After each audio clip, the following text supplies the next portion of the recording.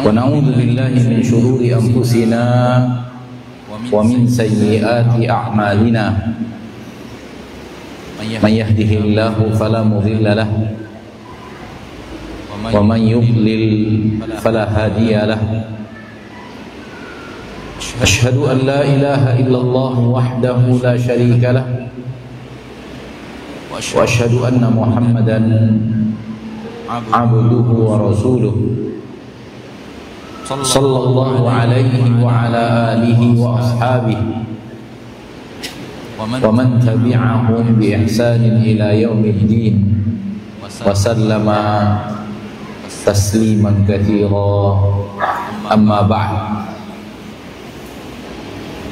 معاشر المسلمين والmuslimat, al-hadirin wal-hadirat, para pemirsa dimanapun anda berada, rahimani wa rahimakumullah. Mari kita bersyukur kepada Allah Tabaraka wa Ta'ala yang telah memberikan kepada kita nikmat kehidupan, kesehatan, kesempatan, dan aneka ragam nikmat lainnya yang kita gunakan untuk menghambakan diri kita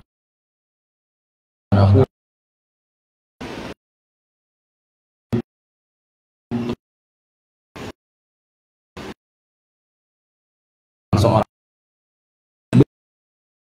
makhluk yang bukan manusia daripada hewan, karena dia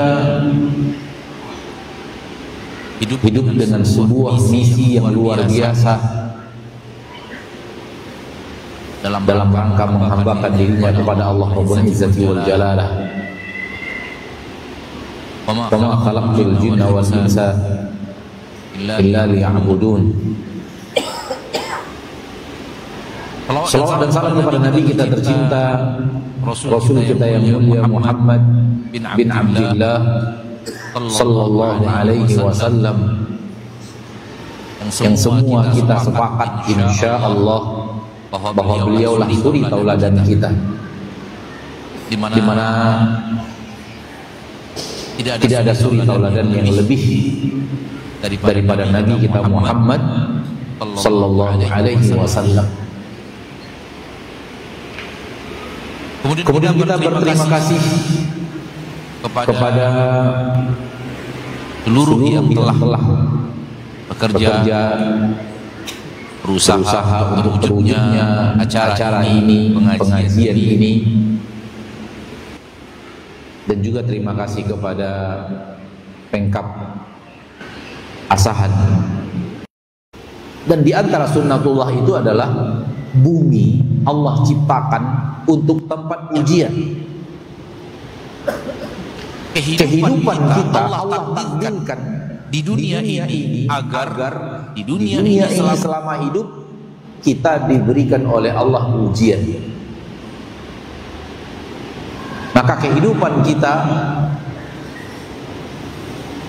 mulai dari akil baligh sampai akhirnya kita tutup usia di permukaan bumi adalah untuk diuji oleh Allah Rabbul Izzati wal Jalalah. Kalau kita sadar akan itu, maka kita akan bersiap bahwa kita hidup memang untuk diuji oleh Allah. Allah berfirman di dalam Al-Quran di awal surat Al-Mulk,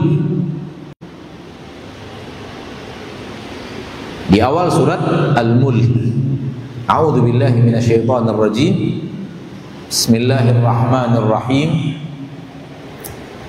tabarakalladzi biyadihil mulk wa huwa ala kulli syai'in qadir alladzi khalaqal mauta wal hayata liyabluwakum ayyukum ahsanu amala.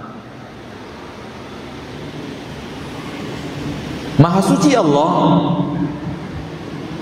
yang di tangannya kerajaan, seluruh kerajaan, wa huwa ala kulli syai'in qadir, dan dia yang maha bisa atas segala sesuatu, Maha mampu atas segala sesuatu. Alladzi khalaqal mauta wal hayata, Dia yang telah menciptakan kematian dan kehidupan. Bukankah kita sebelum hidup kita mati? Iya atau tidak? Karena lawan hidup adalah mati. Sebelum kita ini hidup, kita mati. Allah yang telah menciptakan kematian dan kehidupan. Maka kita pernah mengalami kematian, setelah itu kita mengalami kehidupan kita yang sekarang ini. Dan begitu juga seluruh manusia sebelum kita dan manusia setelah kita. Mereka pernah mendapatkan kematian, setelah itu kehidupan. Alladzi khalaqal mauta wal hayata. Awalnya kalian mati. Kalian bukan makhluk hidup. Lalu Allah hidupkan kalian. Maka Allah ciptakan untuk kalian kematian dan kehidupan. Untuk apa ini? Liyabluwakum. Dia ingin menguji kalian. Nampak di dalam ayat ini secara tegas bahwa hidupnya kita atau dihidupkannya kita oleh Allah untuk diuji. Untuk diuji oleh Allah Tabaraka wa Ta'ala. Yang tadi kita katakan bahwa kehidupan ini adalah ujian. Maka semua manusia mendapatkan itu. Semua manusia diuji oleh Allah. Tidak ada yang tidak. Berapa banyaknya kita yang hadir sekarang ini? Berapa orang yang hidup sekarang ini di dunia ini? Berapa yang telah meninggal dunia? Berapa lagi yang akan hidup setelah kita? Semua itu dalam rangka untuk mendapatkan ujian di permukaan bumi. Karena memang hidup kita untuk diuji. Karena memang dunia ini Allah ciptakan negeri ujian. Maka manusia tidak akan lepas dari yang namanya ujian.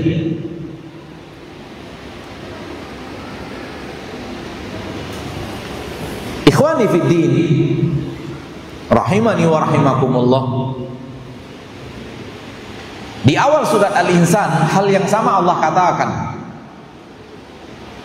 Di awal surat Al-Insan, hal ata 'alal insani hinun minad dahri lam yakun syai'an madhkura.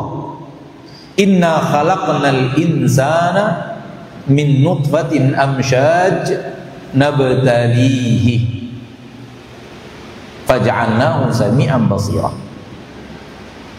Tidakkah telah berlalu kepadamu wahai manusia suatu masa dahar, hinum minad dahar lam yakun syai'an madhkura, engkau bukanlah sesuatu yang bisa disebut.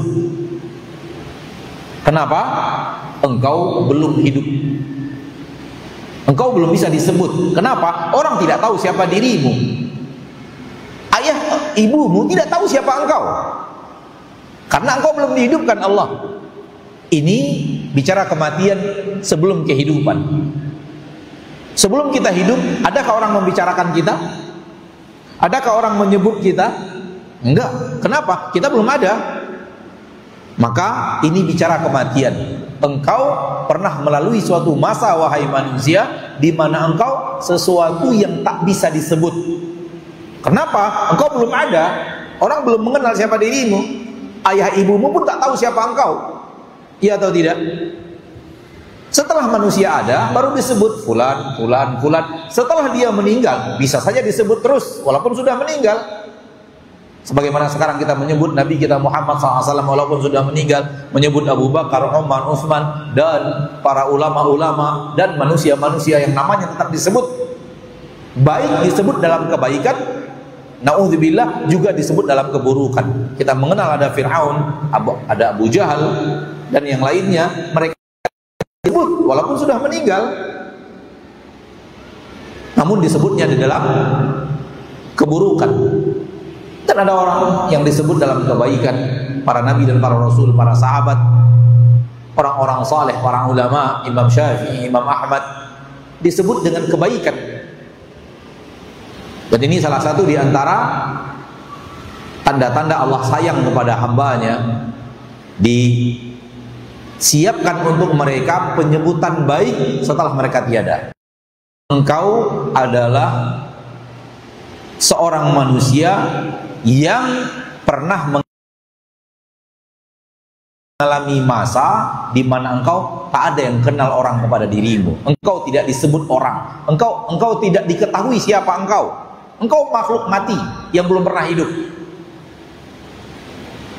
Yang tadi yang di surat Al-Mulk, kematian dan kehidupan. Ini bicara kematiannya. Kita pernah mati. Semua kita pernah mati. Sebelum kita hidup, semua kita mati. Setelah kita hidup akan ada kematian lagi. Dan setelah kematian itu akan ada kehidupan lagi.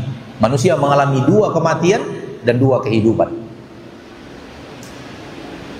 Kematian yang pertama, kematian sebelum hidup. Kehidupan yang pertama sekarang di dunia ini yang kita rasakan. Kematian yang kedua, kematian yang dikenal semua manusia. Dan kehidupan yang kedua adalah kehidupan yang diimani oleh orang-orang yang beriman dan tidak diimani oleh orang-orang yang tidak beriman. Kehidupan akhirat. Dan kehidupan akhirat bermula dari alam barzakh.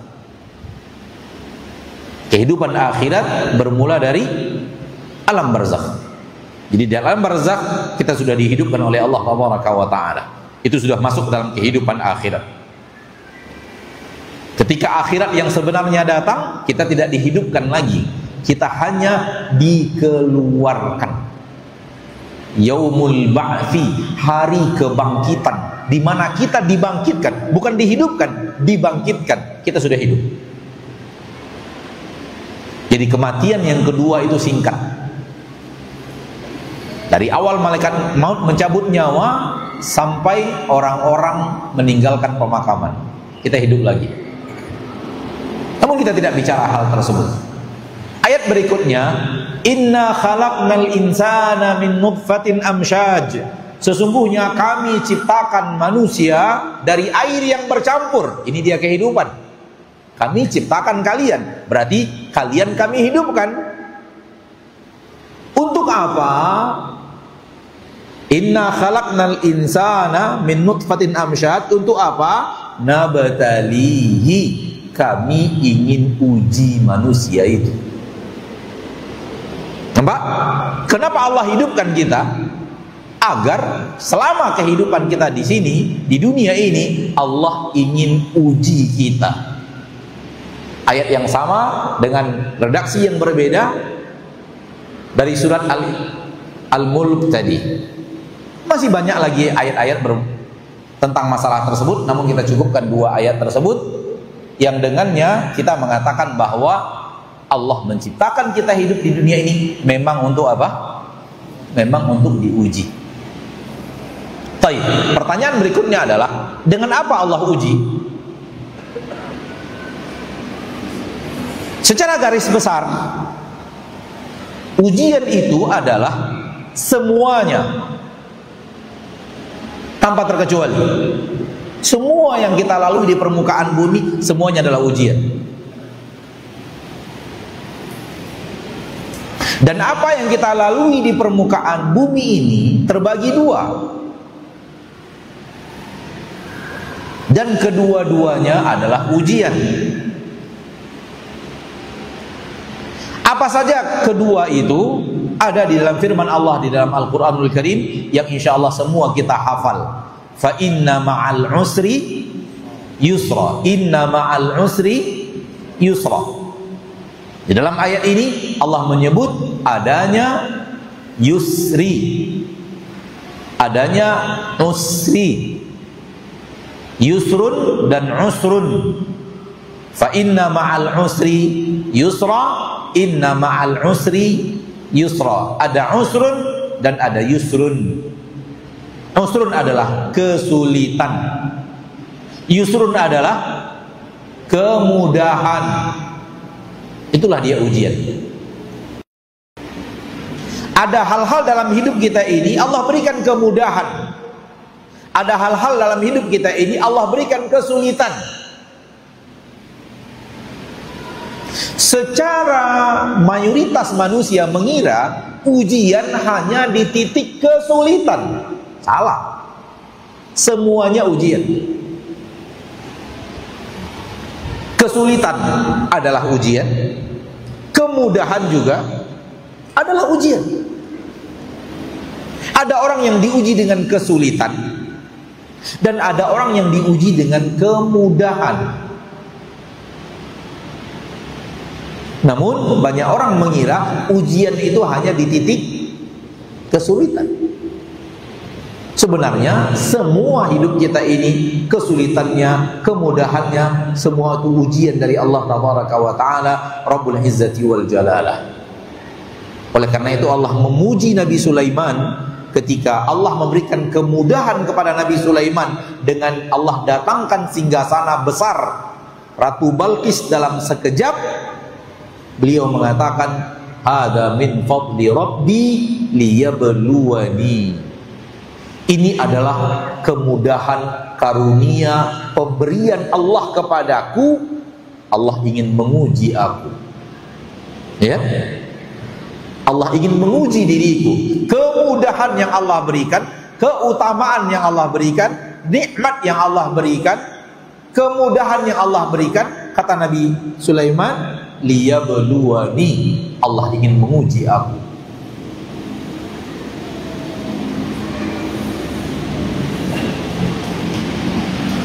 Kalau kita ingin ayat yang tegas bahwa kemudahan dan kesulitan adalah ujian, buka firman Allah, atau mungkin sebagian kita hafal firman Allah di dalam surah Al-Fajr.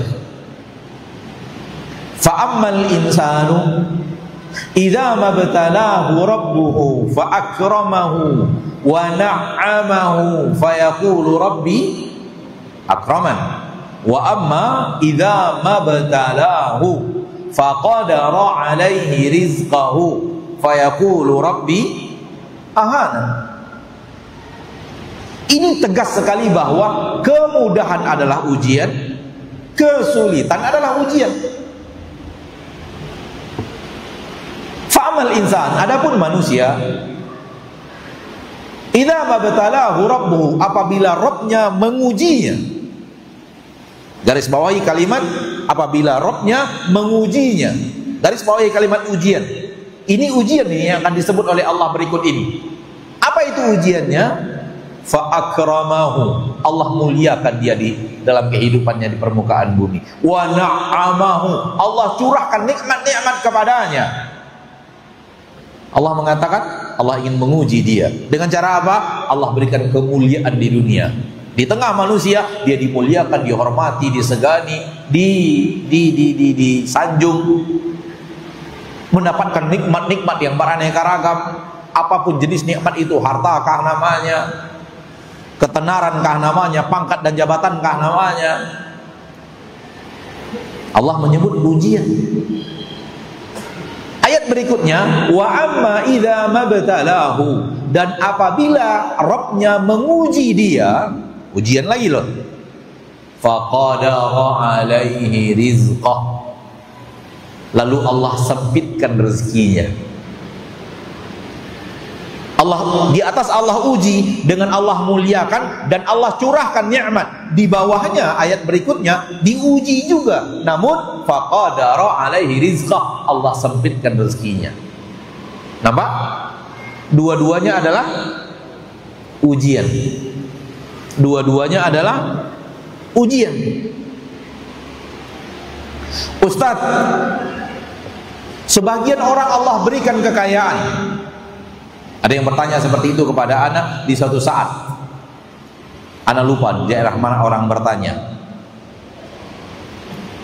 Tapi anak masih ingat pertanyaannya. Ustadz, sebagian manusia Allah hidupkan di permukaan bumi ini kaya raya, dan sebagian lain Allah berikan kepadanya kehidupan kemiskinan. Pertanyaan saya, Ustadz, di mana letak keadilan Allah? Di mana letak keadilan Allah? Yang ini dikayakan, yang ini dimiskinkan.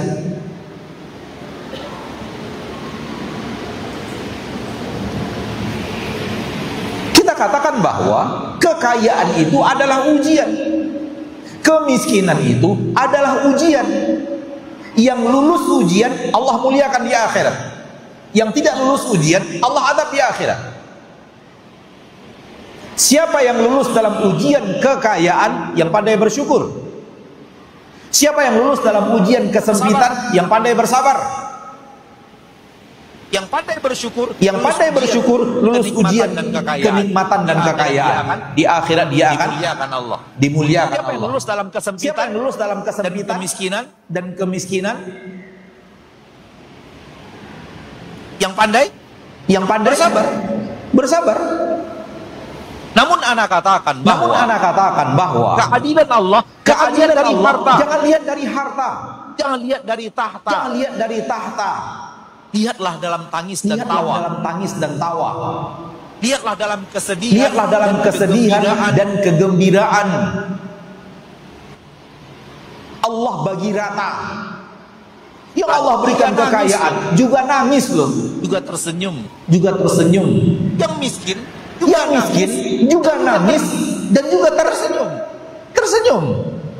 Tak ada orang hidupnya nangis saja nggak ada senyumnya. Tak ada orang hidupnya senyum saja tak ada tangisnya. Betul atau tidak? Jadi jangan lihat keadilan Allah dari harta yang Allah berikan kepada Anda. Pada dasarnya semua manusia sama. Kadang dia menangis, kadang dia tersenyum, kadang dia bahagia, kadang dia sedih. Kadang dia mengalirkan air mata, dan semua manusia Allah bagi rata. Semua manusia menangis dan tersenyum. Semua manusia bahagia dan sedih. Yang kaya juga sedih, yang kaya juga bahagia, yang miskin. Kebahagiaan tidak mutlak ada pada harta dan kekayaan. Dan kesedihan tidak mutlak ada pada kemiskinan dan penderitaan. Kadang-kadang orang miskin lebih bahagia daripada orang kaya. Dan itu suatu hal yang tidak bisa dipungkiri oleh orang-orang yang pandai melihat kehidupan. Yang miskin lebih bahagia daripada si kaya. Sampai salah seorang pemilik perusahaan raksasa Indonesia berkata kepada supir pribadinya, hidup lebih nyaman daripada hidup saya.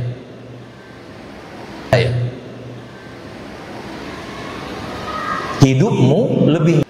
Perkataan seorang pemilik perusahaan raksasa Indonesia berkata kepada supir pribadinya, saya merasa hidup kamu lebih nyaman daripada hidup saya.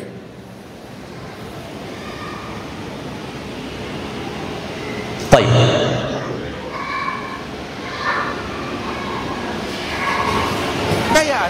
Kekayaan, kenikmatan, kemiskinan, dan sempitnya rezeki, semua itu ujian. Yang lulus ujian dimuliakan Allah. Oleh karena itu Nabi sallallahu alaihi wasallam menyebut dalam hadis yang sahih riwayat Imam Muslim, ajaban li amril mu'min inna amrahu kullahu lahu khair. Walaysa dhalika illa li mu'min in asabathu sarra fakana khairan lah wa in asabathu dharra'u fakana khairan lah. Alangkah menakjubkannya urusan seorang mukmin, karena seluruh urusannya adalah kebaikan. Seluruh perkara hidupnya adalah kebaikan. Apabila yang datang kepadanya adalah sesuatu yang membuat dia bahagia, sesuatu yang membuat dia nikmat, maka dia akan bersyukur. Dan itu adalah hal yang terbaik untuknya. Namun apabila yang datang kepadanya adalah mudarat, musibah yang sering kita sebut ujian. Dan kita arahkan ujian itu hanya kepada titik ini. Itu ujian juga sebagaimana yang kemudahan dan kelapangan dan kegembiraan, hal yang disukai juga ujian. Apabila ditimpa oleh mudarat, bencana, petaka, kesedihan, kesempitan, dan yang lainnya, seorang mukmin akan hadapi dengan sabar. fakana khairan lah, maka itu adalah yang baik untuknya. Kenapa? Dia lulus ujian dalam dua kategori ujian. Ujian kelapangan, dia lulus dengan syukur. Ujian kesempitan, dia lulus dengan sabar. Maka ini adalah orang yang lulus ujian. Dan ketahuilah semua kita tanpa terkecuali mendapatkan ujian itu, dan semua kita mendapatkan kemudahan dan mendapatkan kesempitan, kemudahan, kesempitan yang datang silih berganti. Semua orang, jangan kata tidak, semua manusia. Gak ada manusia yang Allah berikan kepadanya lapang saja. Lapang saja itu gak ada. Sebagaimana gak ada orang yang hidupnya sempit terus, itu gak ada. Cuman secara syahwat kita inginnya ujian kemudahan. Ya atau tidak? Secara syahwat kita nggak mau diuji secara kesempitan, kita maunya diuji secara kelapangan. Kita tidak mau diuji dengan musibah, kita maunya diuji dengan nikmat. Tapi ketahuilah saudariku muslimin dan muslimat, yang gagal dalam ujian nikmat lebih banyak daripada yang gagal dalam ujian kesempitan.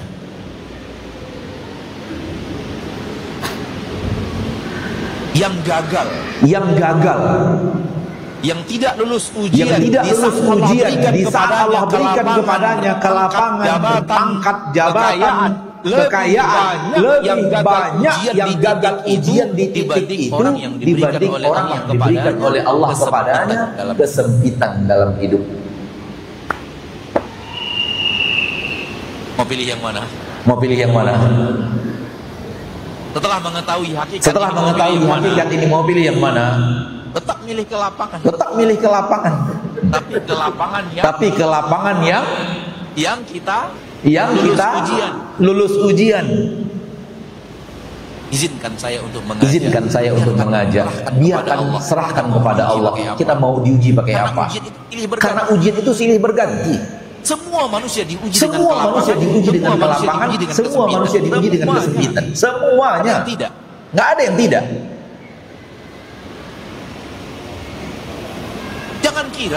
Jangan kira fulan hidupnya senang, tenang, nyaman saja. Saya nggak pernah tahu dia mendapatkan kesedihan. Bukan nggak tahu, dia nggak cerita. Kalau dia cerita beda.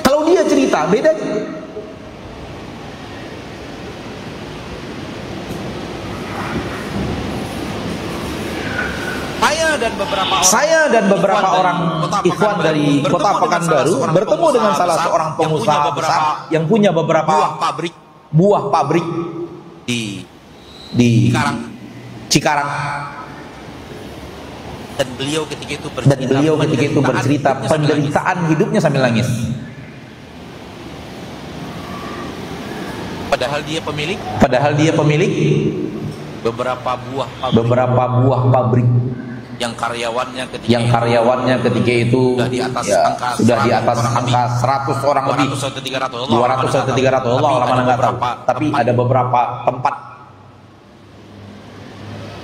Namun di kantornya itu dia bercerita kepedihan yang membuat dia nangis. Ma'asyarul muslimin, ma'asyarul musliman, rahimani wa rahimakumullah. Kita simpulkan lagi secara ringkas. Hidup kita ini untuk diuji. Semua hidup kita untuk diuji karena memang dunia ini negeri ujian.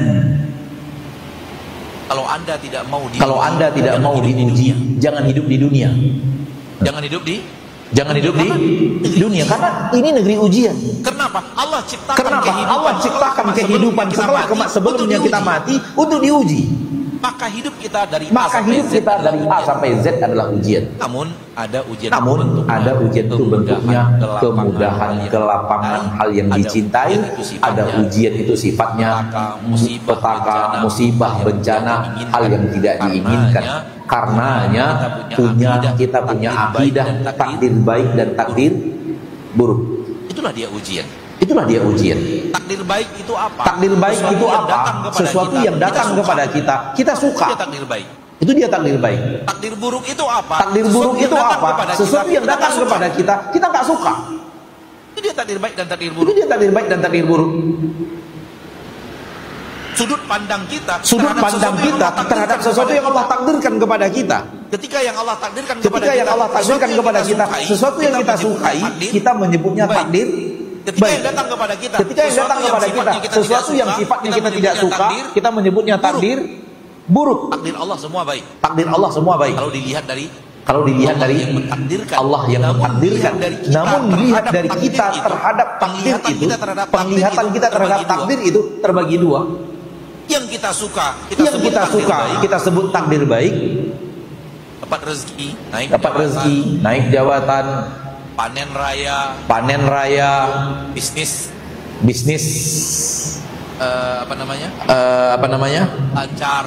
lancar, rezeki lancar, keturunan lancar, sehat, dapat jodoh.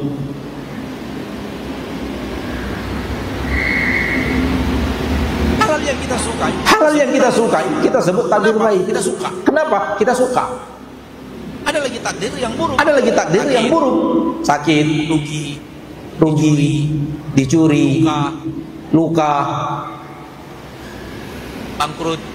bangkrut, rugi, perusahaan, dagangan, tanaman terkena wabah, orang tua meninggal, anak meninggal, istri meninggal, suami meninggal. Kita sebut takdir buruk karena kita tidak suka datangnya. Maka semua itu adalah ujian.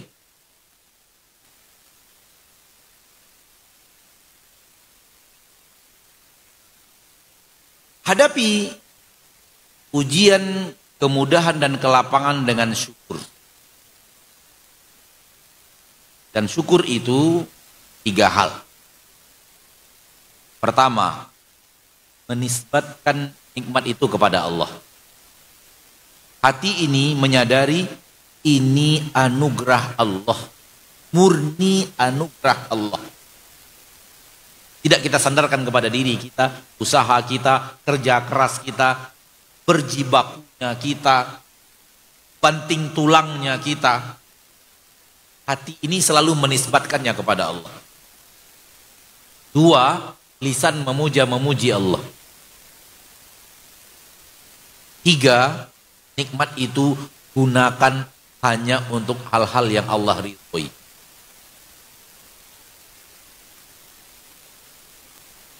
Apabila 3 hal tersebut kita lakukan, dengannya kita menjadi orang yang pandai bersyukur. Kadang manusia ketika diberikan Allah kelapangan rezeki dengan usaha, lalu ditanya, Masya Allah, makin lancar ini usaha, makin banyak cabang-cabang toko. Dia bilang apa? Ya, saya kan kerja keras. Dia tidak nisbatkan itu kepada Allah. Dia nisbatkan itu kepada kerja keras dirinya. Hati loh. Dan ini yang Allah sebut tentang kesalahan Qarun. Ketika orang bertanya kepadanya, dari mana engkau mendapatkan kekayaan yang banyak ini? Dia mengatakan, innama utituhu ala ilmin indi. Dalam surah Al-Qasas. Aku dapatkan semua ini karena ilmu yang ada pada diriku. Dia tidak menisbatkannya kepada Allah, sang pemberi nikmat, Ar-Razzaq. Namun dia nisbatkan itu kepada usaha dirinya, kemampuan dirinya, ilmu yang ada padanya, ilmu ekonomi yang dia miliki, ilmu perdagangan yang dia miliki, ilmu mengelola karyawan yang dia punya.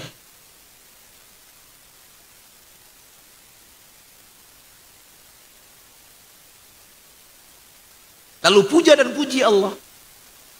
Jangan puja dan puji usaha kita. Jangan sebutkan bahwa kita. Bukan.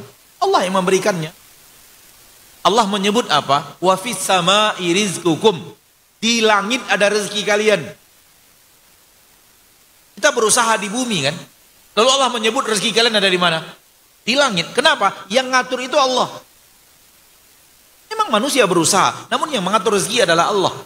Ketika ada kelapangan, pujilah yang telah melapangkan.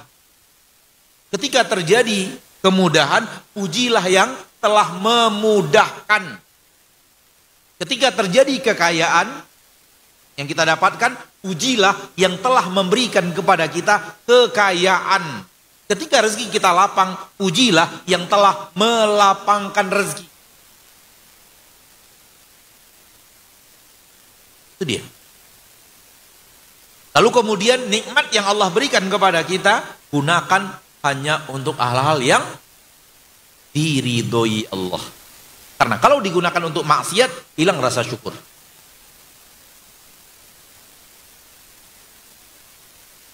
Ma'asyarul muslimin, ma'asyarul muslimat.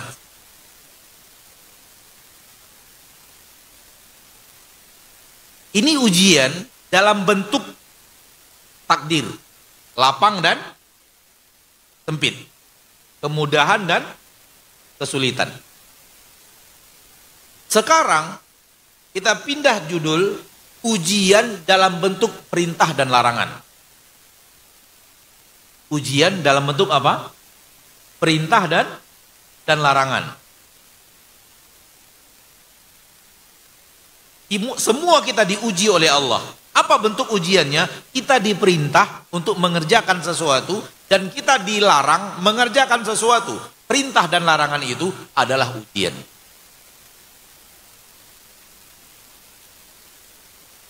Tadi sudah kita bacakan surat Al-Insan, namun kita tidak lanjutkan karena kita ingin di poin ini kita lanjutkan ayat tersebut. Inna khalaqnal insana min nutfatin amsyaj nabtalihi. Kami uji dia faja'alnahu sami'an basira inna hadainahu sabila imma syakira wa imma kafura. Kami tunjukkan kepada manusia jalan. Silahkan dia memilih. Mau menempuh jalan orang yang bersyukur atau ingin menempuh jalan orang yang kufur. Ada ujian, ada jalan yang diletakkan di depan Allah untuk kita pilih mau yang mana, pilihan yang mana. Mau menjadi orang yang bersyukur, yaitu kerjakan perintah, tinggalkan larangan, atau memilih jalan kufur, tinggalkan perintah, kerjakan larangan. Ini juga ujian. Dalam surah Al-Insan tadi, kalian akan kami uji dengan diberikan kepada kalian sesuatu yang kalian disuruh memilih. Ada yang memilih syukur, berarti mengerjakan perintah dan meninggalkan larangan. Ada yang memilih kufur, berarti meninggalkan perintah dan mengerjakan larangan. Jadi adanya perintah dan larangan adalah ujian. Kenapa dia adalah ujian? Karena di dalam apa yang diperintah Allah memberikan rasa berat. Di dalam apa yang dilarang Allah memberikan kesukaan. Yang rasa berat disuruh kerjakan. Yang ada rasa suka kita terhadap dia, hentikan. Akhirnya menjadi ujian. Yang diperintah, yang dilarang-larang itu kita suka. Namun disuruh hentikan. Stop, jangan ambil. Jangan lihat, jangan ucapkan, jangan pergi ke sana, jangan tanda tangani, jangan terima, ya atau tidak. Sementara syahwat kita ingin menerima, namun dilarang, jangan. Syahwat kita ingin mengambil, jangan. Syahwat kita ingin memberi, jangan. Syahwat kita ingin melihat, jangan. Syahwat kita ingin mengucapkan, jangan. Syahwat kita ingin pergi ke tempat itu, Allah katakan jangan. Larangan. Sementara syahwat kita condong ke sana. Akhirnya dia menjadi ujian. Apakah syahwat kita yang kita dahulukan atau perintah dan larangan yang kita dahulukan? Sementara yang dalam bentuk perintah, syahwat kita tidak mengarah ke sana. Ayo bangun di malam hari. Males. Ayo infakkan harta. Kita lebih condong untuk nahan.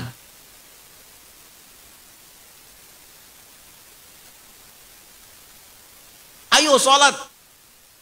Kita lebih condong bermalas-malas. Lebih condong tidur. Lebih condong lanjutkan buka toko. Karena pelanggan lagi banyak. Hah? Ujiannya ada berat. Dalam perintah-perintah itu hal yang tidak disukai jiwa. Dalam larangan-larang itu hal yang disukai jiwa. Yang tidak disukai jiwa disuruh kerjakan, yang disukai jiwa disuruh tahan dan jangan kerjakan. Sehingga dia berbentuk ujian di kedua-duanya.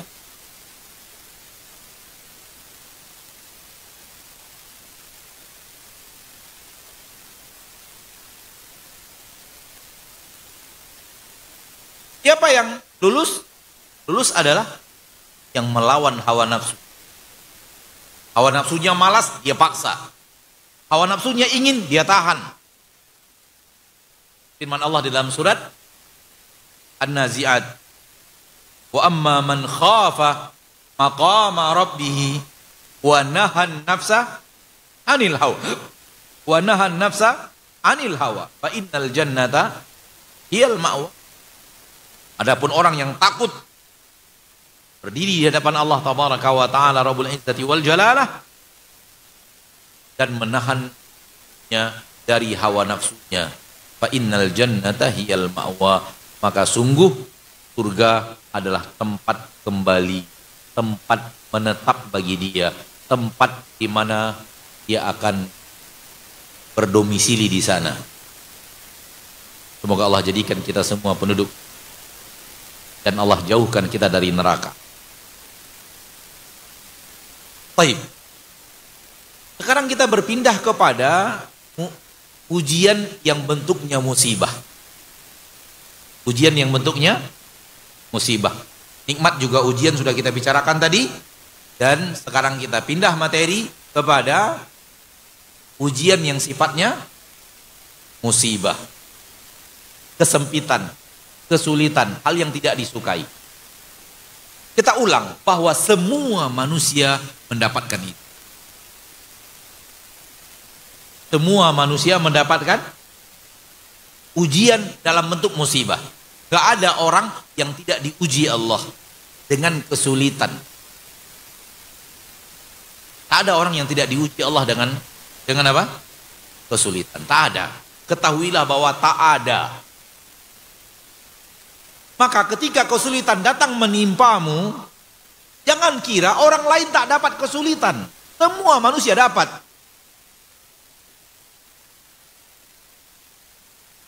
Allah telah mentakdirkan dunia itu tempat di mana kita diuji, dan salah satunya adalah kesempitan itu. Salah satunya adalah musibah itu. Allah berfirman di dalam Al-Quran, dalam surah Al-Baqarah, وَلَا نَبْلُوَنَّكُمْ بِشَيْءٍ مِّنَ الْخَوْفِ وَالْجُوعِ وَنَقْسٍ مِّنَ الْأَمْوَالِ وَالْأَنْفُسِ وَالثَّمَرَاتِ وَبَشِّرِ الصَّابِرِينَ. Pasti kami akan uji kalian dengan takut. Kita akan ditimpa hal yang membuat kita takut. Wal-ju', lapar. Wa naqsim minal amwal, harta berkurang, rugi, bangkrut, hilang, dicuri orang, pensiun, PHK, apa lagi? Sawit dicuri orang.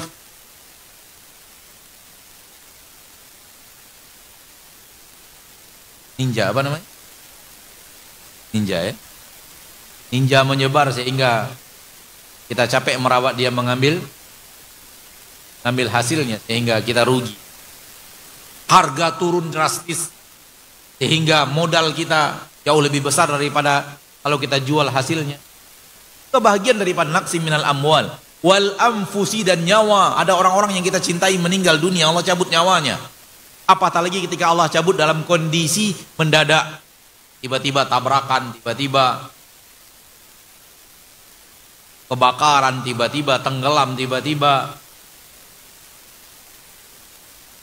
sakit yang membuat tiba-tiba meninggal.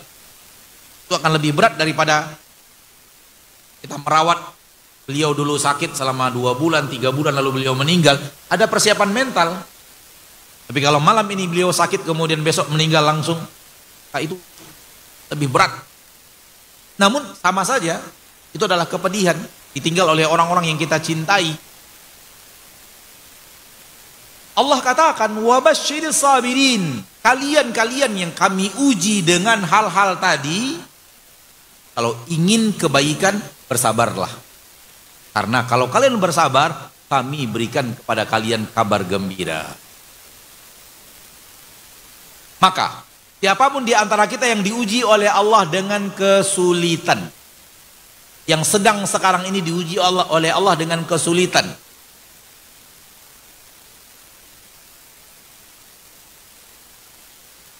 bukankah Anda ingin kabar gembira dari Allah? Kalau ingin kabar gembira dari Allah, bersabarlah.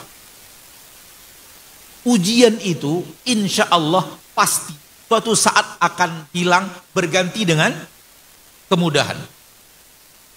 Ujian dalam bentuk musibah, tak akan musibah terus. Musibah itu suatu saat berhenti, Allah gantikan dengan kemudahan. Ayat yang tadi kita bacakan di awal, fa inna ma'al usri yusra, inna ma'al usri yusra. Kesulitan akan berganti dengan kemudahan. Kesulitan akan berganti dengan kemudahan. Orang tua kita dahulu mengatakan hidup ini bagaikan roda, kadang di atas, kadang di bawah. Di saat musibah datang, sabar, karena musibah ini pasti akan berakhir dan akan datang setelahnya kemudahan.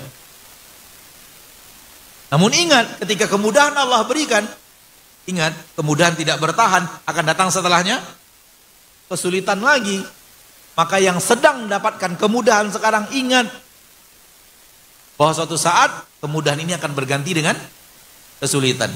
Karena itulah hidup di permukaan bumi. Hidup di dunia ini plus minus. Baterai, tahu baterai? Ujungnya apa namanya? Plus, bawahnya itulah dunia. Dunia ini plus minus. Kadang datang kemudahan plus, kadang datang kesulitan minus, dan saling berganti. Tak akan plus sama plus saja semuanya, enggak. Jadi pejabat ada plus ada minus. Jadi rakyat biasa ada plus ada minus. Jadi pengusaha ada plus ada minus. Jadi orang yang hidupnya biasa-biasa saja, karyawan, ada plus ada minus. Jadi ustadz ada plus ada minus.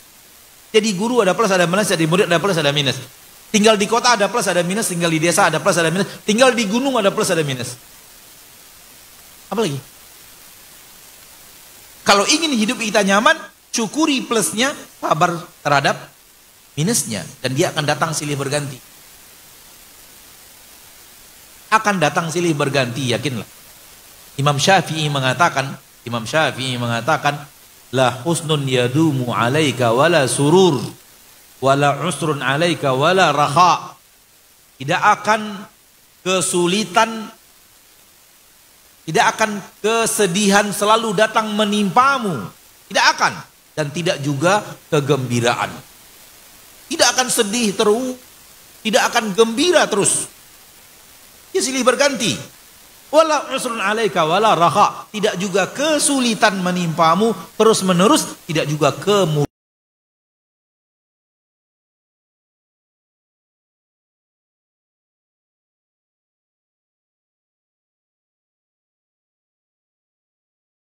Dan kelapangan menimpamu terus-menerus. Fa inna tasarifaz zamani ajibatun Fa yauman tara yusra wa yauman tara usra. Perputaran zaman, perputaran waktu, hal yang menakjubkan. Terkadang yang datang adalah kemudahan, terkadang yang datang adalah kesulitan. Begitulah Allah mentakdirkan hidup di permukaan bumi dan semua manusia mendapatkannya.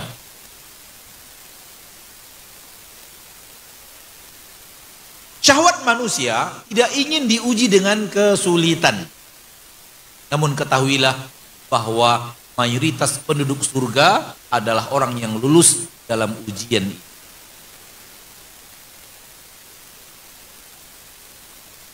Ketahuilah bahwa mayoritas penduduk surga adalah orang yang lulus dalam ujian kesulitan. Dalam hadis yang sahih, neraka mengadu kepada Allah, wahai Rabbku, yang penghuniku mayoritas adalah raja-raja, orang-orang kaya, manusia-manusia terpandang, manusia-manusia yang dipenuhi nikmat hidup di permukaan bumi. Dan surga mengadu ke mayoritas yang orang-orang lemah dan orang-orang miskin. Ini menunjukkan bahwa penduduk surga mayoritasnya adalah orang-orang yang lulus ujian kesempitan,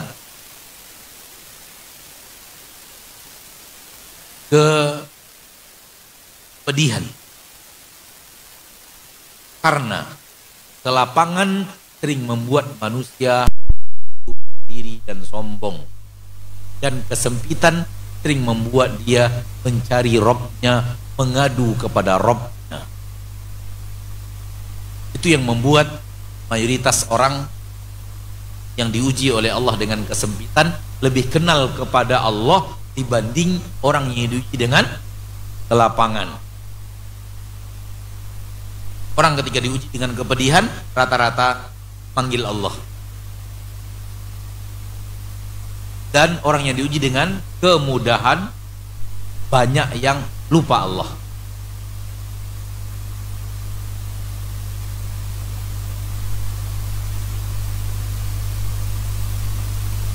Wahai orang-orang yang menginginkan surga,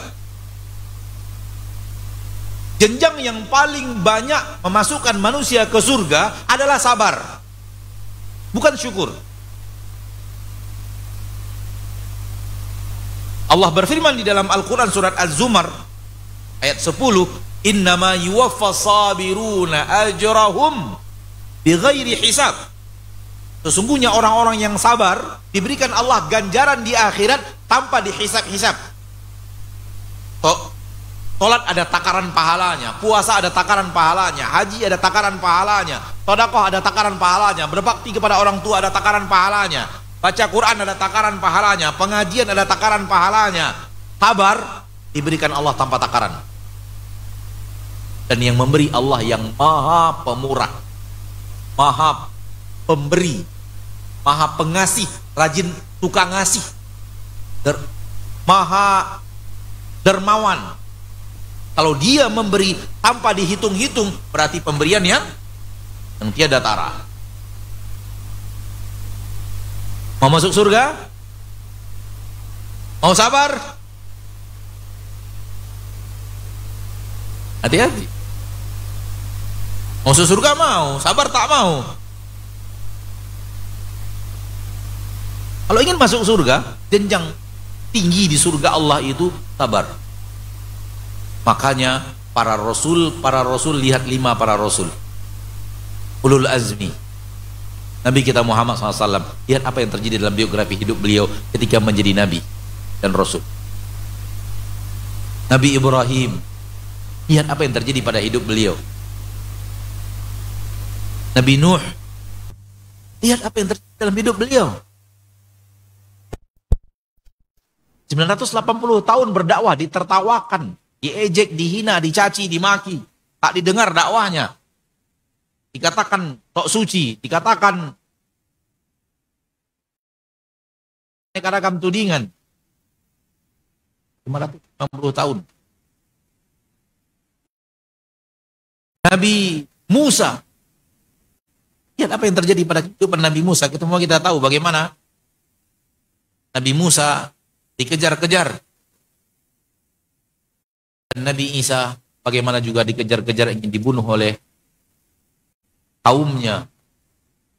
Lihat manusia terbaik, 5 manusia terbaik Lihat hidupnya bagaimana. Allah menguji mereka dengan musibah.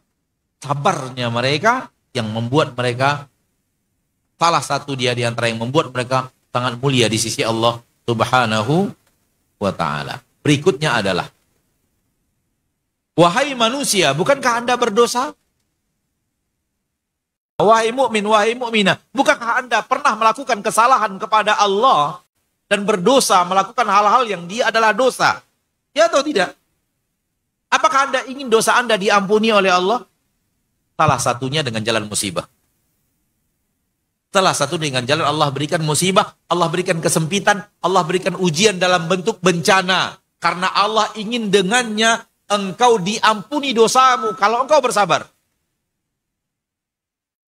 Salah satu tujuan Allah memberikan musibah dalam hidup kita, Allah ingin mengampunkan dosa kita.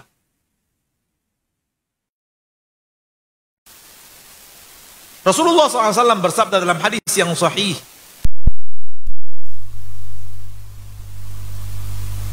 yang diriwayatkan oleh Imam At-Tirmidzi dan Imam Al-Mundhi di dalam kitab Targhib wa Tarhib, dari Sa'ad bin Abi Waqqas radhiyallahu taala an, "Fama yabrahul bala'u bil 'abdi." Senantiasa bala, bencana, musibah, petaka datang kepada seorang hamba hatta yamshi 'alal ardi wa ma 'alaihi khati'ah. Sampai-sampai dia berjalan di permukaan bumi, dosanya sudah tidak ada. Telah diampuni oleh Allah dengan bencana yang Allah berikan kepadanya.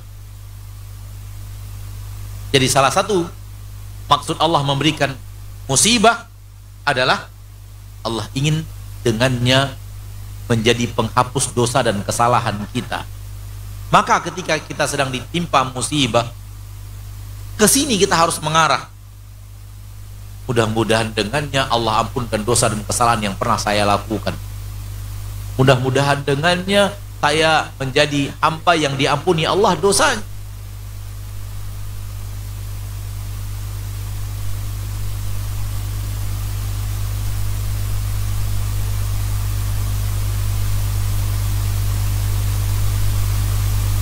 Dalam hadis yang lain, masih riwayat Imam Tirmidzi dari Abu Hurairah, "Ma yazalul bala'u bil mu'min wal mu'minah fi nafsihi wa waladihi wa malihi hatta yalqa Allah wa ma 'alaihi khati'ah." Dengan redaksi yang berbeda, namun makna yang sama. Apabila bala diberikan Allah kepada seorang hamba, musibah diberikan kepada seorang mukmin dan mukminah, pada dirinya, pada anak dan keluarganya, pada hartanya, sampai-sampai dia menghadap Allah tak lagi punya dosa. Kalau yang tadi berjalan di permukaan bumi, yang ini menghadap Allah tanpa dosa. Kenapa? Musibah yang Allah berikan kepadanya di dunia telah menghapuskan dosa dan kesalahan. Karena dia menghadapinya dengan sabar. Dia lulus ujian dengan sabar, sehingga musibah itu menghapus dosa dan kesalahannya. Inti dari pembicaraan kita, semua manusia diuji, dan semua manusia diuji dengan kelapangan dan kemudahan. Ujian itu adalah kelapangan dan kemudahan. Ujian kelapangan Allah ingin melihat syukur kita. Ujian kesempitan Allah ingin melihat sabar kita. Maka bersyukurlah di saat kelapangan datang, dan bersabarlah di saat kesempitan datang, dan semua manusia mendapatkan semua itu. Jangan kita mengira hanya kita yang diuji oleh Allah dengan kesempitan. Semua orang juga mendapatkan hal yang sama, hanya saja kita tidak tahu kisah mereka. Karena mereka tidak mau mengadu kepada manusia, mereka mengadunya kepada Allah Tabaraka wa Ta'ala Rabbul Izzati wal Jalalah. Ketahuilah bahwa jenjang yang sangat tinggi memasukkan manusia ke surga adalah sabar. Para nabi dan para rasul menjadi manusia-manusia mulia dikarenakan kesabaran. Hingga ketika Allah mengatakan kepada penduduk neraka, sabarlah kalian sekarang sebagaimana dulu para rasul sabar di dunia. Coba lihat, para rasul sudah sabar di dunia, Ini giliran kalian yang sabar. Sabar, tapi sabar dalam neraka. Fasbir, bersabarlah kalian di neraka ini. Kama sabara ulul azmi minar rusul. Sebagaimana dulu para rasul sabar, namun mereka sabar di dunia, dapat nikmat di akhirat. Kalian tidak bersabar di dunia, sabarnya di akhirat. Sabar dalam neraka. Sabar tak sabar sama saja, sama-sama tak kuat menanggung azab. Ma'asyiral muslimin, ma'asyiral muslimat, rahimani wa rahimakumullah. Bagian terakhir dari materi ini adalah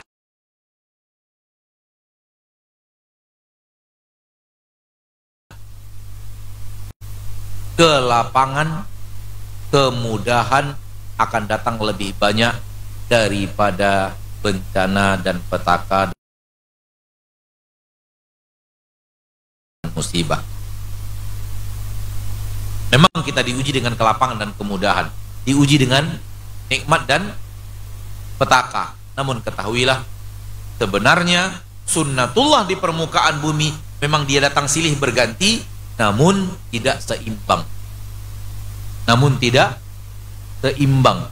Nikmat akan lebih banyak daripada kelapangan, akan lebih banyak daripada kesulitan dan kesempitan. Itu pasti seperti itu. Dan orang yang benar-benar adil dalam menilai, melihat kehidupan, dia sama bahwa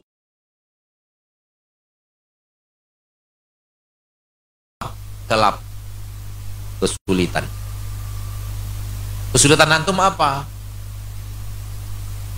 Katakanlah gak punya anak, ya kan? Oke, itu kesulitan. Namun ke lapangan coba lihat, punya istri, punya, orang lain gak punya istri. Punya suami, punya, orang lain gak punya suami. Punya rumah, punya, orang lain gak punya rumah. Ngontrak, kontraktor, kesana ngontrak, kesini ngontrak.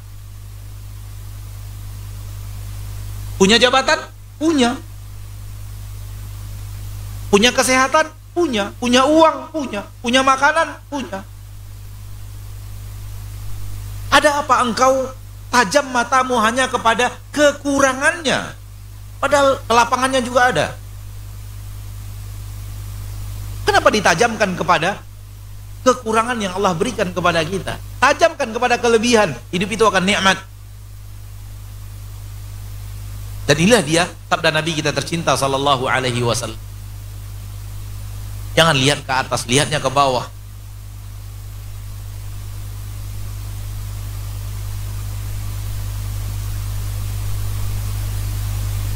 Jadi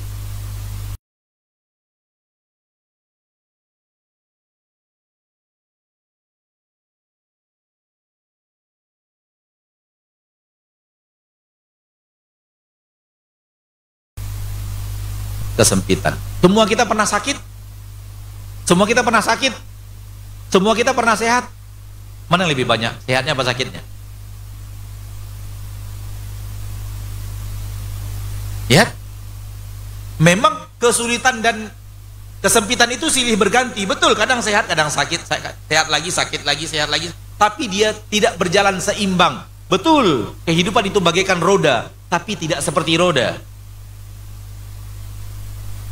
Karena roda berjalan seimbang, antara atas dan bawahnya seimbang, 50-50. Roda itu 50%-nya di atas, 50%-nya di bawah. Kehidupan tidak begitu. Kehidupan kelapangannya jauh lebih banyak daripada kesempitan.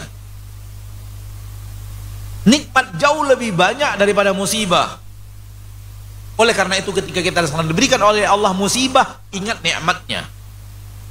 Jangan terlalu tajam mata kepada musibahnya. Perhatikan dan tajamkan mata kepada nikmat. Pasti hidup kita akan gampang bersyukur, gampang sabar. Karena ketika Allah berikan kepada kita kesulitan, masih banyak nikmat yang Allah berikan kepada kita. Dan kesulitan itu sebelumnya ada nikmat-nikmat yang sangat banyak. Ditanyakan oleh istri Nabi Ayub kepada Nabi Ayub, wahai Ayub, bukankah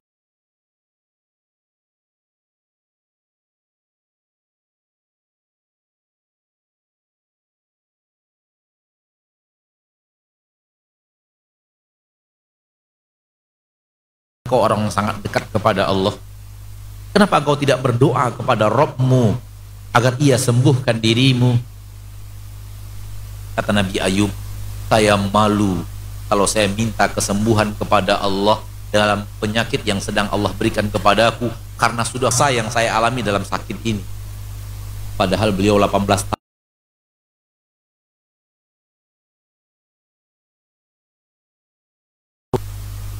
anak-anaknya meninggal dunia, awalnya dimuliakan orang, sekarang dijauhi dan dikucilkan. Beliau malu minta kepada Allah. Kenapa? Karena waktu beliau dalam kelapangan nikmat jauh lebih lama daripada sekarang musibah ini, sehingga beliau malu minta kesembuhan kepada Allah tabaraka wa ta'ala Rabbul Izzati wal Jalal. Sehingga Allah katakan dalam Al-Quran, inna wajadnahu sabira, kami menuju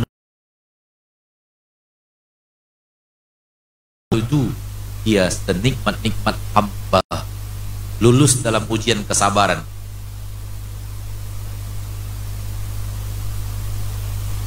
Masyarul muslimin, intinya hidup kita untuk diuji. Maka tak ada manusia yang tidak diuji. Diuji dengan kelapangan, diuji dengan kesempitan. Akan tetapi ketahuilah, Allah penyayang kepada kita, sehingga kesempitan Allah berikan sedikit, kelapangan Allah berikan banyak. Bentuk ujian berikutnya adalah perintah dan larangan. Di saat kita disuruh mengerjakan, padahal jiwa kita tidak mengarah ke sana, dan kita disuruh berhenti, padahal jiwa kita mengarah ke sana. Itu juga bentuknya adalah ujian, sehingga sebagian manusia tak mampu menahan hawa nafsunya, akhirnya terjerumus ke dalam hal yang tidak diridhoi Allah tabaraka wa ta'ala. Mudah-mudahan kita menjadi orang-orang yang lulus dalam ujian yang Allah berikan kepada kita. Amin ya rabbal alamin. Lebih kurang 1 jam sudah ana berbicara, bahkan lebih daripada 1 jam rasanya ya. 1 jam 10 menit lebih kurang ana berbicara, alhamdulillah. Dan waktu yang tersisa kira-kira setengah jam kita gunakan untuk menjawab pertanyaan. Sallallahu wasallam wa baraka wa an'am ala abdihi wa rasulihi Muhammad.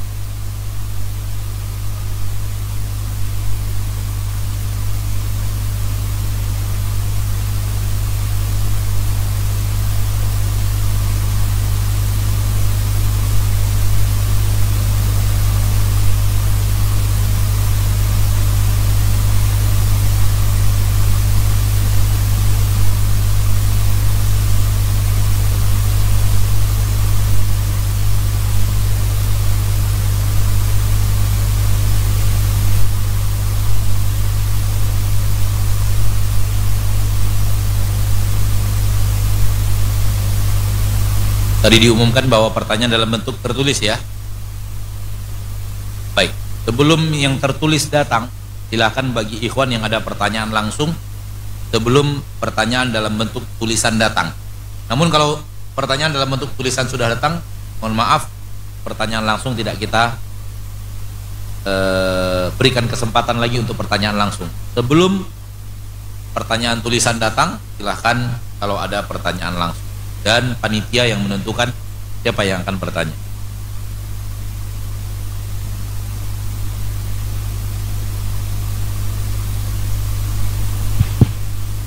Bismillahirrahmanirrahim. Assalamualaikum warahmatullahi wabarakatuh. Waalaikumsalam. Bapak Al-Ustadz yang kami banggakan dan seluruh teman dan seluruh panitia yang kami hormati. Pertanyaan saya adalah, dari tadi kami rasa memang sudah duduk persoalan judul yang kita pilih pada malam hari ini. Artinya kami mengharapkan bagaimana hal-hal yang diterangkan ini oleh Ustadz kami yang kami banggakan bisa secara sistematika kami ketahui, sehingga bahan kami ke depan untuk meningkatkan atau melaksanakan sesuai judul yang kita dengar bersama pada malam hari ini. Jadi mohon kami, Ustadz, mohon nanti disampaikan kepada kami kira-kira bekal kami, karena pada kami ini seluruhnya termasuk saya sangat jauh datang ke tempat ini. Kiranya adalah hal-hal yang kami bawa pulang. Tolong nanti secara sistematika disampaikan kepada kami, kiranya bisa menambah dan kami amalkan tengah-tengah kehidupan kami selagi kehidupan ini masih diberikan kepada kami. Itu saja barangkali Ustaz. Terima kasih. Assalamualaikum warahmatullahi wabarakatuh. Salam.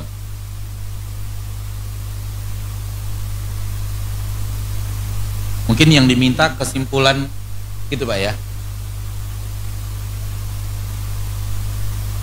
Hal apa yang bisa dilakukan untuk melaksanakan yang tadi? Kita mengatakan di titik kemudahan, lakukanlah syukur. Syukur itu ada 3 hal, yaitu sadari bahwa itu benar-benar datang dari Allah, bukan murni kemampuan kita, bukan murni kerja keras kita. Sekiranya kita adalah orang yang diberikan rezeki, kelapangan rezeki, diberikan kelapangan jabatan, diberikan kemuliaan di tengah manusia, sadari murni dari Allah. Allah yang memberikannya kepada saya. Kemudian kita bersyukur dengan lisan, dengan cara kita memuja dan memuji Allah, dan selalu kita katakan itu bukan karena saya, murni karena Allah telah melapangkan rezeki. Kalau orang bertanya, Masya Allah, banyak ini toko, cabang toko udah mulai banyak, jawaban kita adalah bukan saya, Allah yang telah memudahkan, Allah yang telah memberikan kemudahan, Allah yang telah melapangkannya. Semoga saya bisa menjadi hamba yang bersyukur. Lisan kita seperti itu, bukan kita nisbatkan kepada diri kita. Itu yang saya katakan tadi.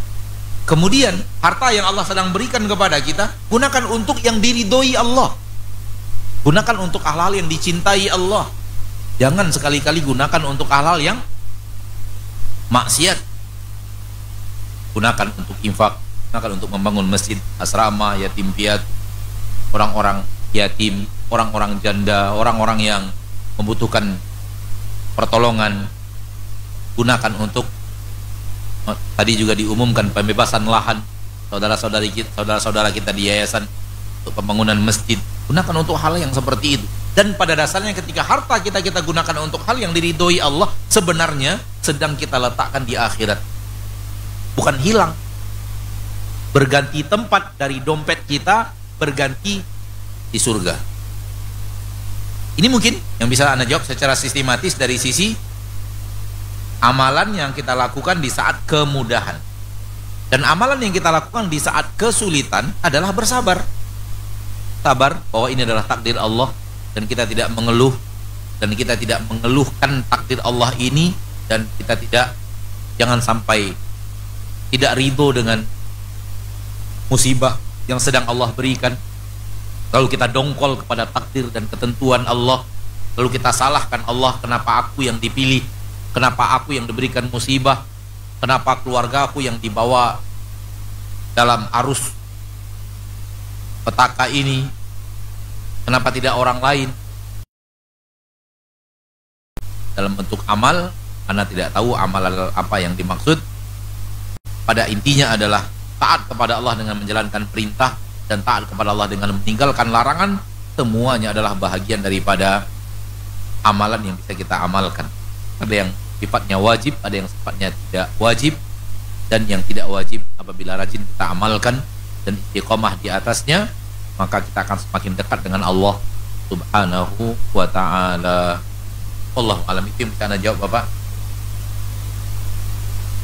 Kita pindah kepada pertanyaan dalam bentuk tulisan.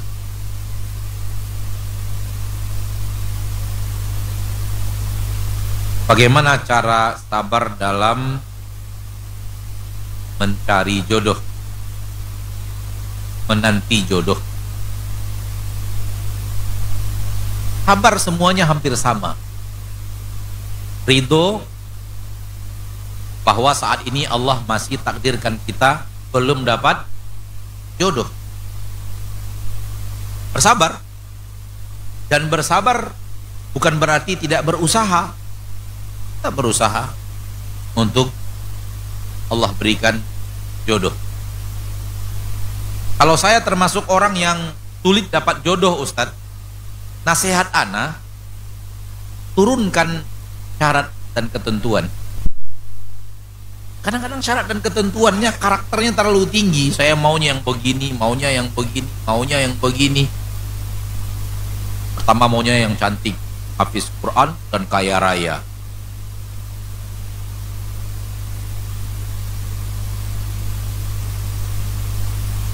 Kalau syaratnya terlalu tinggi, wajar jodohnya jauh.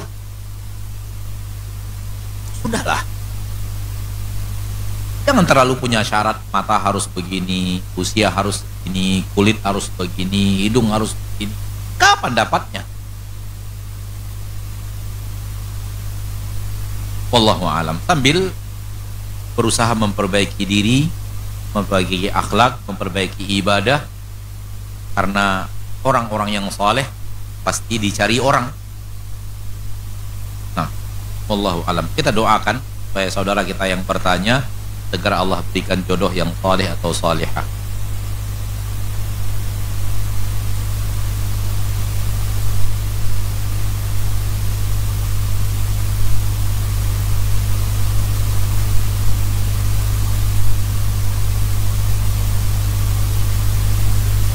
Ustadz, apabila kita telah pernah memakan sesuatu yang haram, kemudian Allah berikan kita ujian atau musibah, apakah Allah akan mengampuni dan tidak akan mengadab kita di akhirat? Salah satu manfaat musibah adalah itu. Namun kepastiannya tidak ada. Kenapa? Apakah pasti musibah yang ada sekarang menghapuskan dosa kita? Kita tidak tahu.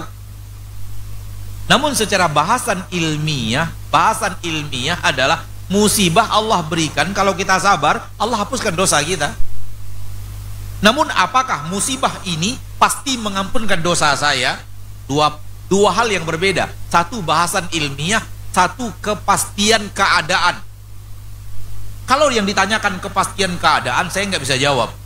Karena ini masalah gaib. Ustadz, musibah yang melanda saya sekarang, apakah dengannya Allah akan ampuni dosa-dosa saya? Saya hanya menjawab, salah satu maksud Allah memberikan musibah, kalau kita sabar untuk mengampuni dosa. Ilmiahnya, bab ilmiah, bab ilmunya. Apakah musibah yang menimpa Anda pasti akan mengampuni dosa Anda? Saya tak tahu. Kenapa? Ini masalah gaib. Ini bicara keadaan. Yang tadi bicara bab ilmu. Dua hal yang berbeda. Semua orang yang beriman, semua orang yang beramal saleh, pasti Allah masukkan surga. Bab ilmiah. Ustadz, saya sudah beriman dan beramal saleh, pastikah saya dapat surga? Saya nggak tahu. Kenapa? Ini bab keadaan. Bab keadaan yang sifatnya gaib. Namun saya mengatakan, pasti semua orang yang beriman dan beramal soleh Allah masukkan surga. Pasti. Bab ilmu. Karena Allah berjanji, barang siapa yang beriman dan beramal soleh, kami akan masukkan mereka ke surga, dan Allah mustahil ingkar janji. Oleh karena itu kita mengatakan, semua orang yang beriman dan beramal soleh pasti Allah masukkan surga. Bab ilmu. Lalu pertanyaannya, Ustadz, saya sudah beriman dan beramal soleh, apakah surga pasti saya dapatkan? Allahu a'lam, saya nggak tahu. Karena yang Anda tanyakan sekarang bukan bab ilmiah, tapi bab keadaan. Yang keadaan ini gaib. Saya tidak tahu. Saya tidak berani jawab ya atau tidak. Jangankan untuk Anda, untuk diri saya sendiri saya nggak tahu masuk surga atau tidak, selamat dari neraka atau tidak. Harapannya ya masuk surga, harapannya ya selamat dari neraka. Kepastian tak ada. Kepastian tak ada, belum ada. Kapan kita baru tahu? Nanti di akhirat. Di saat kita dihisab oleh Allah, apakah dosa kita diampuni atau tidak? Di situ ketahuannya. Kalau Allah berikan kepada kita ampunan pada hari berhisab, di saat kita dihisab, kita ke surga.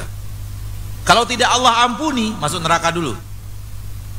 Kalau dosanya sudah habis, baru masuk surga.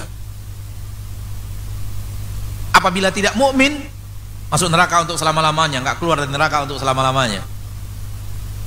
Tapi orang beriman, orang muslim yang dosanya tidak diampuni, ke neraka dulu sampai dosanya habis, yang tidak diampuni Allah itu.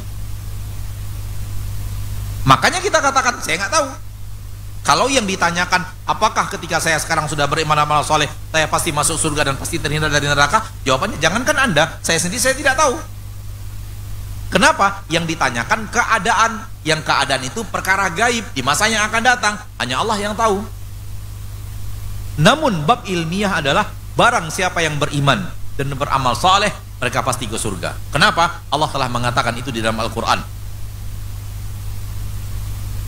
bahwa orang-orang yang beriman dan beramal saleh, sanudkhiluhum jannatin tajri min tahtihal anhar khalidina fiha abada wa'dallahi haqqa wa man asdaqu minallahi qila.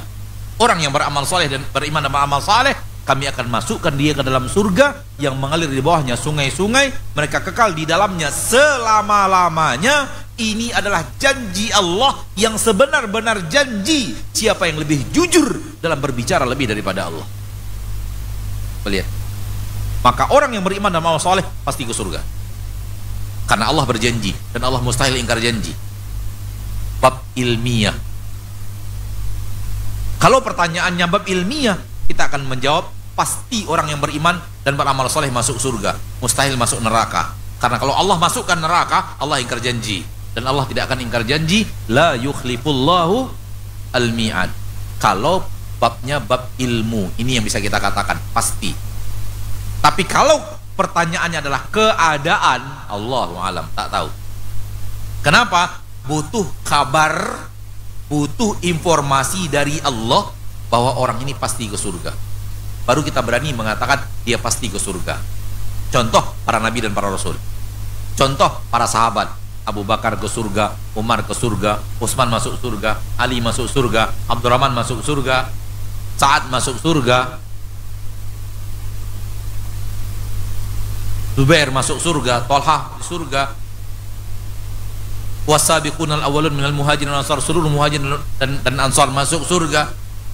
Yang ikut perang Badar semuanya masuk surga. Seluruh yang baiat Rasul di baiat Ridwan Hudaibiyah semuanya penduduk surga. Kenapa? Sudah ada keterangan dari Allah mereka penduduk surga, baru kita berani mengatakan mereka penduduk surga, pasti surga untuk mereka. Selain yang ada itu, tak ada keterangannya, kita katakan Allahu alam, saya tak tahu. Harapannya masuk surga, harapannya terhindar dari neraka, pasti tak tahu. Tak ada kepastian. Kapan baru tahu? Nanti di akhirat. Dan selalu anak katakan kepada kaum muslimin dan muslimat, kenapa kepada para sahabat yang hidup bersama Nabi, Allah turunkan kepada mereka jaminan pasti masuk surga, jaminan pasti tidak masuk neraka, dan kepada kita tidak?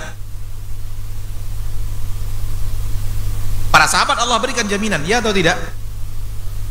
Anak yakin dan percaya manusia yang hidup di permukaan sekarang ini, ada yang sebenarnya Allah sudah tuliskan mereka penduduk surga, namun Allah tidak beritahu.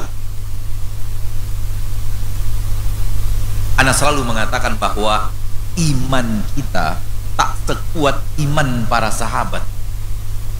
Ketika jaminan masuk surga telah Allah berikan kepada para sahabat, mereka tetap rajin beribadah, mereka tetap rajin menghindarkan diri dari maksiat. Dan iman kita gak sekuat iman mereka. Saya bicara diri saya dan orang-orang yang mungkin selevel imannya dengan saya. Kalau seperti saya ini Allah berikan jaminan surga, mungkin gak mau lagi sholat berjamaah, mungkin gak mau lagi sholat, mungkin gak mau lagi puasa. Ngapain? Sudah ada jaminan surga. Mungkin akan rajin berbuat maksiat. Kenapa? Sudah ada jaminan surga, gak akan masuk neraka.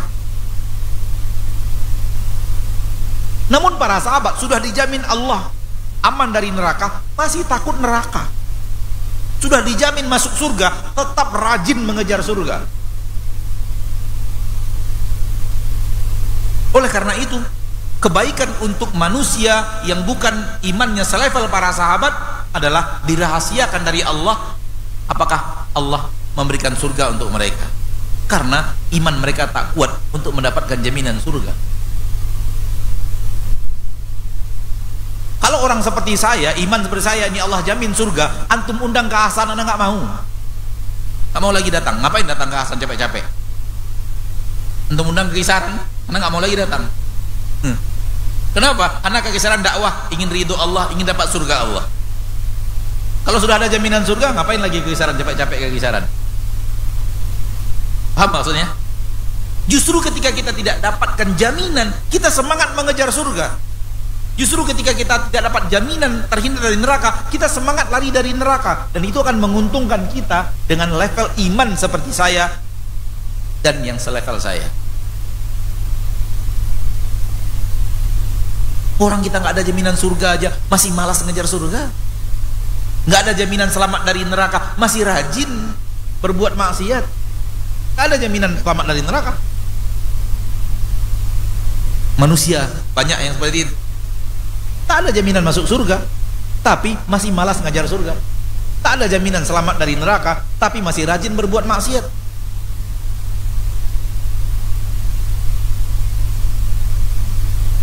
Wallahu ta'ala a'lam.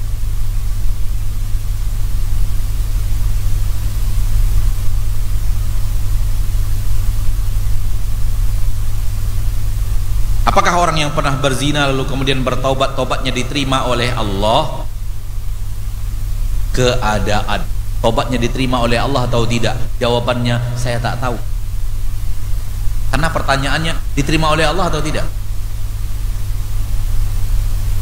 Yang ditanya apa? Yang ditanya apa? Keadaan. Namun bab ilmiah adalah semua orang yang taubatan nasuha, pasti Allah ampuni dosanya. Bab ilmiah. Saya pernah berzina, lalu saya bertaubat. Taubat saya diterima oleh Allah atau tidak? Saya tak tahu. Karena yang Anda tanyakan keadaan Anda. Keadaan itu masalah gaib. Diterima Allah atau tidak? Kan keadaan gaib kan yang ditanyakan kan? Gimana cara saya menjawabnya bagaimana? Ilmu apa yang bisa saya gunakan untuk mengatakan ya diterima, tidak diterima? Ilmu apa yang bisa saya gunakan?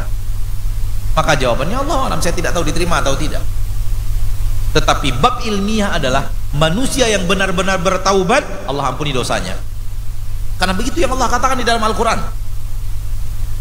Ya ayyuhalladzina amanu tubu ilallahi taubatan nasuha. Kalau kalian taubatan nasuha, asa rabbukum ayyukaffiru ankum sayyiatikum.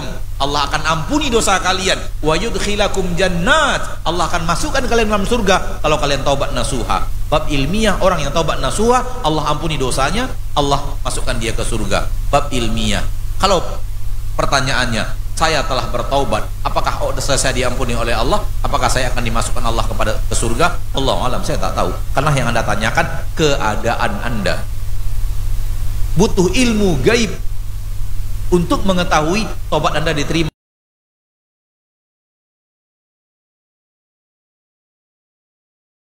atau tidak, dan saya tidak punya ilmu gaib itu.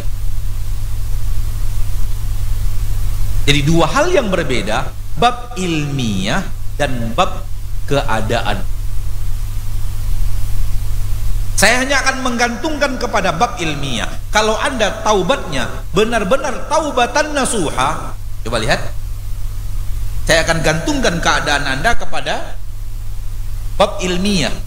Kalau Anda benar-benar taubatan nasuha, Allah menjamin orang yang taubatan nasuha, Allah ampuni dosanya dan Allah masukkan dia ke dalam surga. Saya tidak menjawab keadaan Anda. Saya hanya melarikan pertanyaan Anda ke bahasan ilmu, tidak menjawab keadaan Anda. Bisa dipahami? Allah berfirman di dalam Al-Quranul Karim, laqad khalaqnal insana fi ahsani taqwim thumma radadnahu asfala safilin illa alladhina amanu wa amilus salihati falahum ajrun ghairu mamnun. Barang siapa yang beriman dan beramal saleh, maka untuk dia ganjaran yang tak terputus-putus di surga Allah Subhanahu wa taala. Ini bab ilmiah. Saya sudah beriman dan beramal saleh, Ustaz. Apakah saya pasti dapatkan ajrun ghairu mamnun? Jawabannya Allahu a'lam. Saya tak tahu. Karena Anda bertanya keadaan Anda. Keadaan Anda butuh ilmu gaib, butuh dalil dari Al-Quran dan hadis. Tak ada orang yang boleh kita katakan dia masuk surga kecuali ada keterangannya di dalam Al-Quran dan hadis. Allah jaminkan untuk mereka surga. Dan tak ada orang yang bisa kita pastikan masuk neraka kecuali ada keterangannya di dalam Al-Quran dan hadis, dia adalah penduduk neraka. Kalau tidak, kita jangan pastikan untuknya neraka. Kenapa? Belum ada keterangannya dari Al-Quran dan hadis dia menurut neraka, maka kita tidak pastikan untuk dia neraka, sebagaimana tidak pastikan untuk dia surga.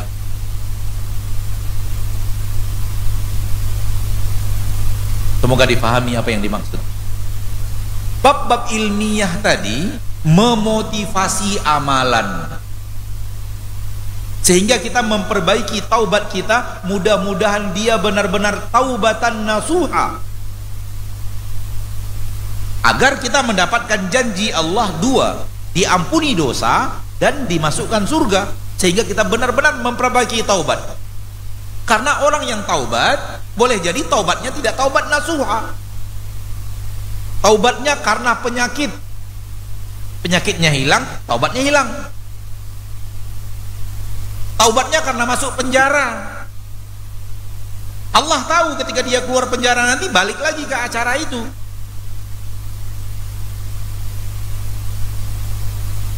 Itu yang kita kenal dengan taubat yang tidak nasuha. Kita tidak tahu Anda telah bertaubat, namun Anda tidak tahu apakah itu nasuha atau tidak. Yang tahu nasuha atau tidak Allah. Sehingga Anda tidak bisa mengatakan apapun, karena Anda tidak bisa menilai taubat itu nasuha atau tidak.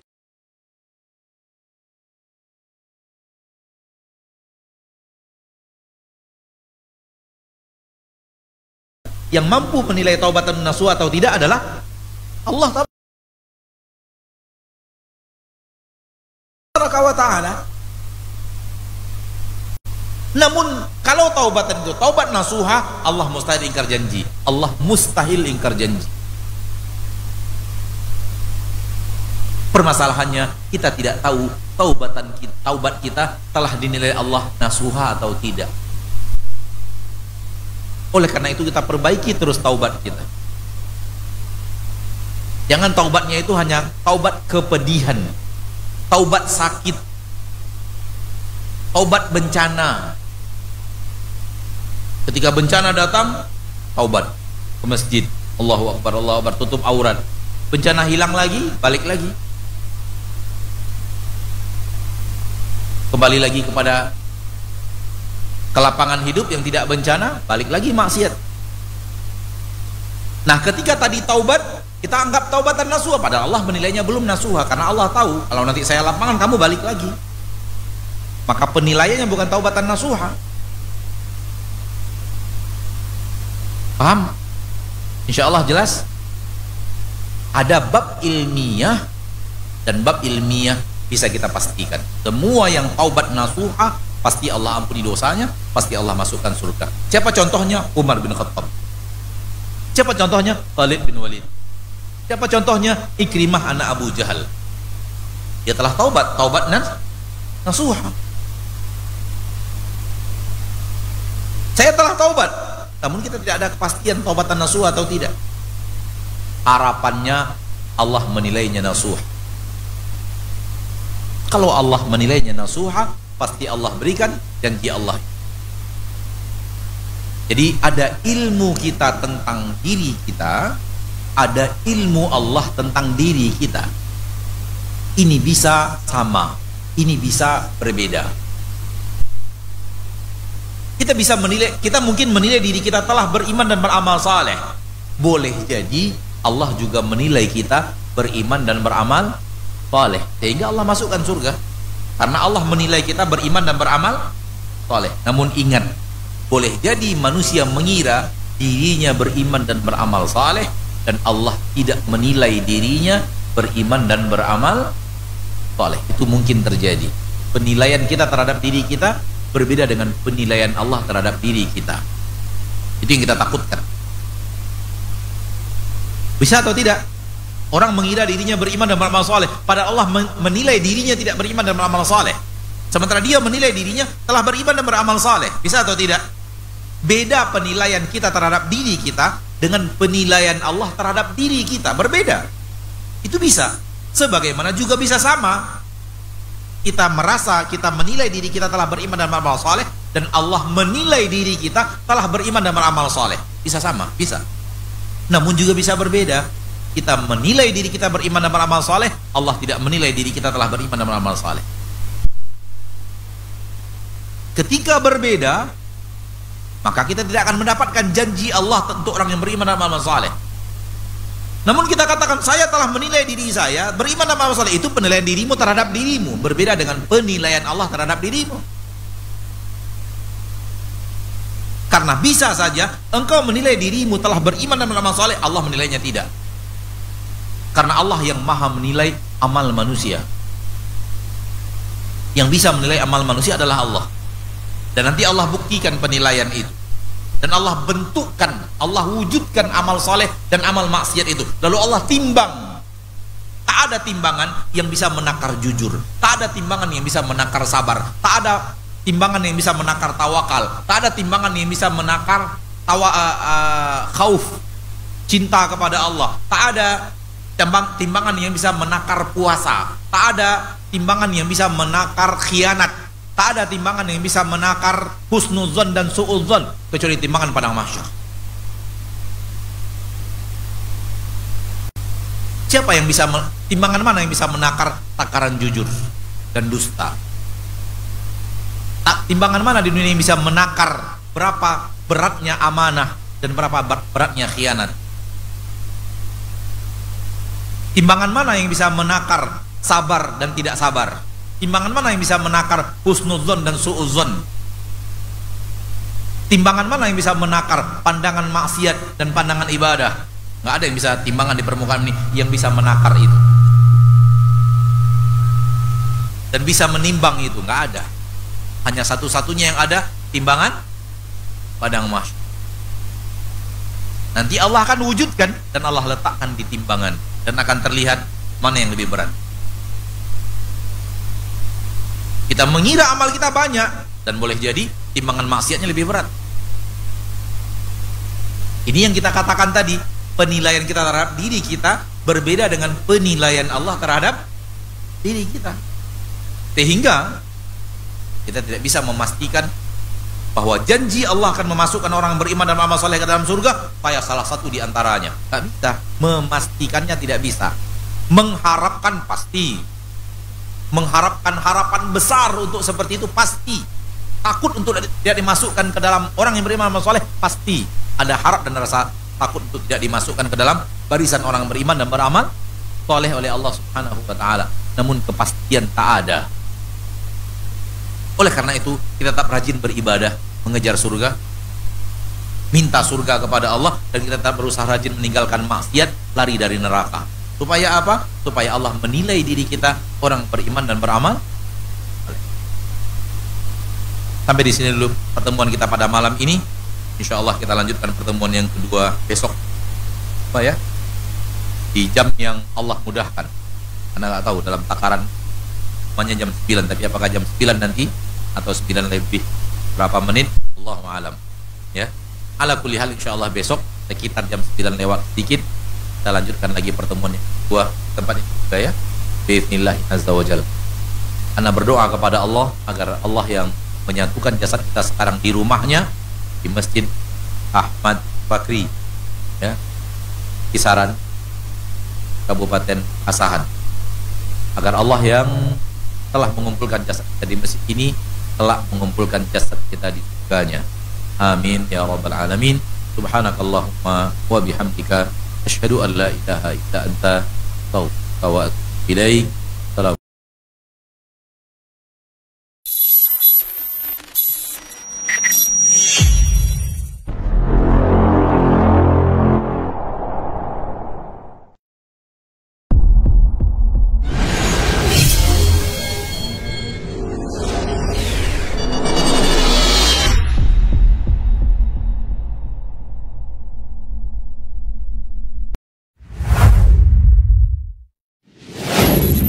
Assalamualaikum warahmatullahi wabarakatuh. Saudara-saudariku, para pemirsa Sil TV dimanapun Anda berada, rahimani wa rahimakumullah. Semoga antum selalu berada dalam lindungan Allah Tabaraka wa Ta'ala, dan semoga kesehatan, keberkahan, rahmat dan nikmat Allah Tabaraka wa Ta'ala selalu meliputi Anda semuanya. Ma'asyiral muslimin, ma'asyiral muslimat, dakwah merupakan sebuah tugas bersama dari umat Nabi kita tercinta Muhammad sallallahu alaihi wasallam. Allah Tabaraka wa Ta'ala menyuruh kita untuk meninggikan agama Allah Tabaraka wa Ta'ala dengan kemampuan yang kita miliki, yang mampu dengan ilmunya, berdakwah dengan ilmunya, yang mampu dengan tenaganya, berdakwah dengan tenaganya, yang mampu menyumbangkan waktunya, demikian juga yang mampu dengan hartanya, maka berdakwah dengan harta itu. Saudara-saudariku para pemirsa Asyil TV dimanapun Anda berada, pada kesempatan yang berbahagia ini, saya mengajak Anda, pemirsa Asyil TV dimanapun